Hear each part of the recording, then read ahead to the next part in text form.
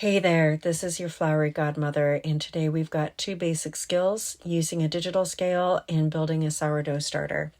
So I've got my scale here set to measure in grams and my jar of starter with the purple lid that I keep in the refrigerator.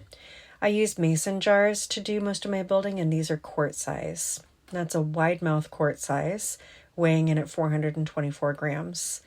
And then I zero out the scale by hitting the tare button, and that takes the scale down to 0. And when I remove the vessel, it now shows negative 424. So that when I put the vessel with the starter back on there, it shows the true weight of just the starter, 530 grams. So now I've got that empty vessel back on there, and I'm going to scoop some sourdough starter into the empty vessel. So this is the starter that I'm feeding, and then I'm going to pop it back in the refrigerator so it can hang out until the next time I want to bake. This is also the process that you would use if someone gifted you some starter, you got some somewhere, and you wanted to build it up before you started baking with it.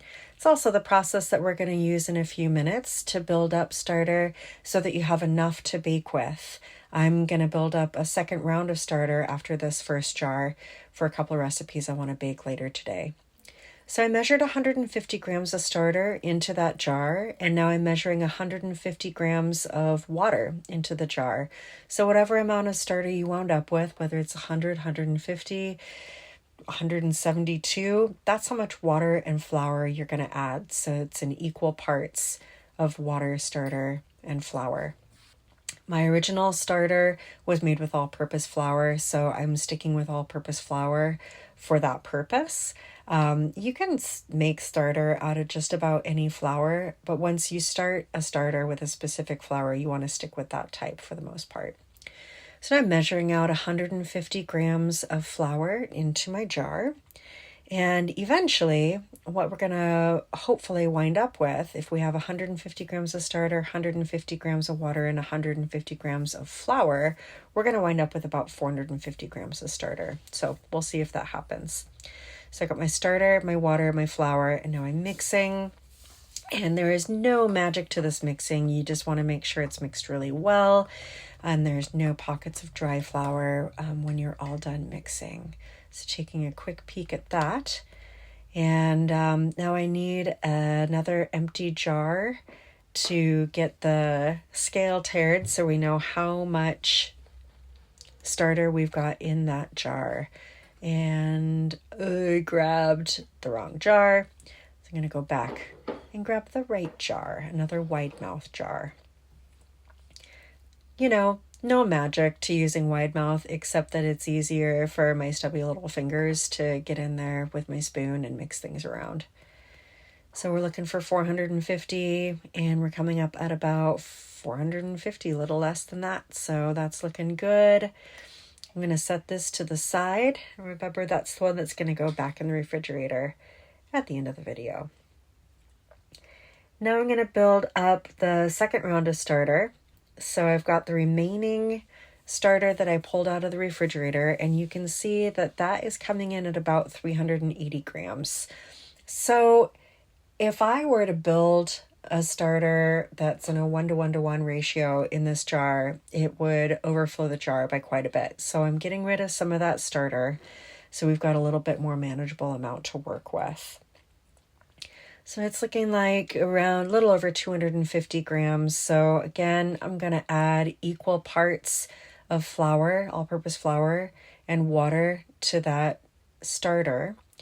And in the first build, you saw that I added the water first and then the flour. In this build, you're watching me add the flour and then the water. It doesn't matter. You can do whatever you prefer. I tend to do water first and then flour, but that's just a habit. That's not any sort of special bread making trick. So just taking a little bit of that flour out of there. I'll save that for later. And now that we've got equal parts of flour, water, and starter,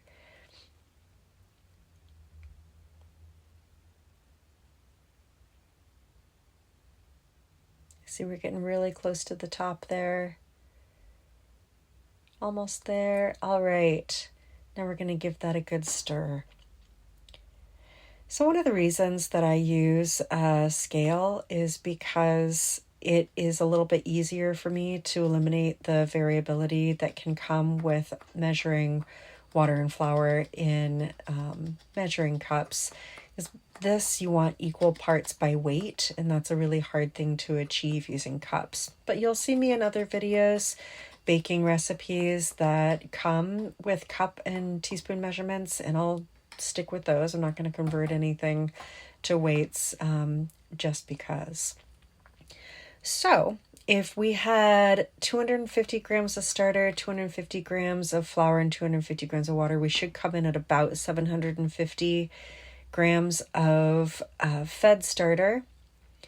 We got the tare on the empty jar, and there we are, just under 750 grams of fed starter.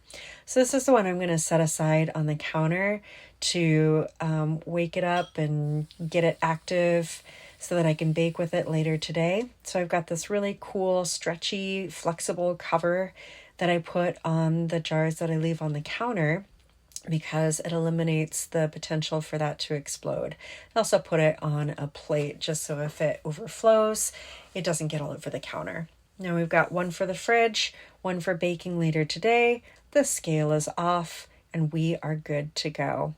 So thank you so much for hanging with me today, and happy baking.